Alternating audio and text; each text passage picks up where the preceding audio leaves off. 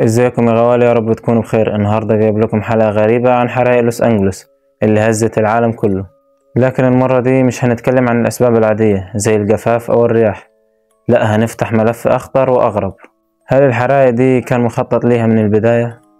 وهل كان في تنبؤات عنها من كرتون سيمبسون وليلى عبد اللطيف ومايا صبحي؟ تعالوا نكتشف الموضوع ده مع بعض. وكالعادة ابعد عن الدوشة وهات سماعتك الحلوة وتعال احكي لك.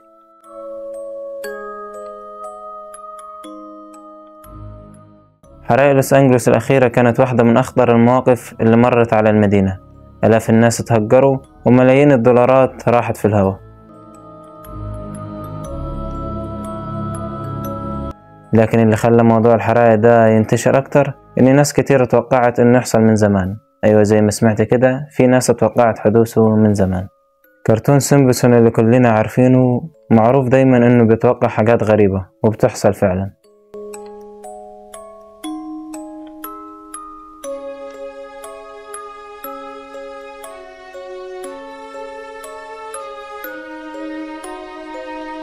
زي اللي حصل مع ترامب وكوارث تانية كتير.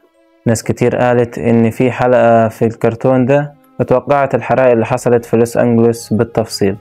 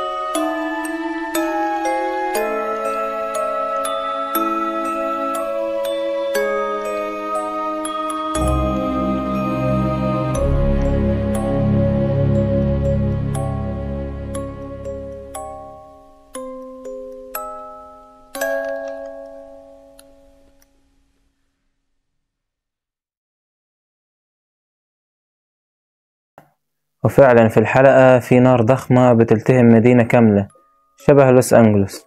السؤال هنا، هل دي ممكن تكون صدفة ولا الكرتون ده بيحمل رسائل مخفية؟ زي ما شفتوا الحلقة بتعرض بالتفصيل اللي حصل في لوس أنجلوس بشكل مرعب ومخيف. أما ليلى عبد اللطيف اللي تعتبر واحدة من أكبر الشخصيات المعروفين بتوقعاتهم اتكلمت أكتر من مرة عن إن في كارثة كبيرة هتحصل في أمريكا. أرى موجة من الخوف والرعب تجتاح أمريكا بسبب أحداث مؤسفة، وستكون أمريكا أمام انتكاسة أشبه بالكارثة. وطبعا ناس كتير ربطوا كلامها ده باللي حصل في لوس أنجلوس.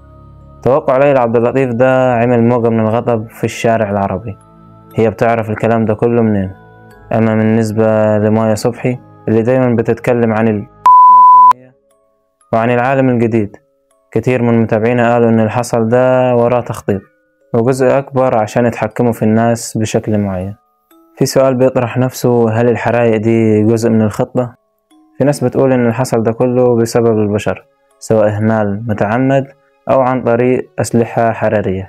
في إشاعات تانية بتقول إن اللي حصل ده كله وراه ناس معينة لمصلحتهم الاقتصادية، عشان يفضوا الأرض ويعملوا عليه مشاريع ضخمة. وتيجي هنا أسئلة الجمهور المتكررة: هل فعلا كل اللي بيحصل ده تنبؤات حقيقية، ولا في حاجة بتلعب ورا الكواليس، ولا كل اللي بيحصل ده مجرد إشاعات وتفسيرات خيالية؟ سواء اللي حصل ده كله مجرد إشاعات وتفسيرات خيالية أو كارثة طبيعية، فعلا الموقف كان مؤثر جدا. ناس كتير فقدت بيوتها والطبيعة اتدمرت.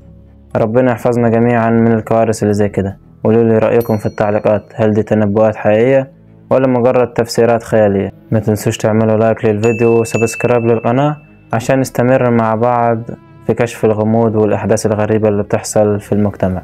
أشوفكم على خير في فيديو جديد.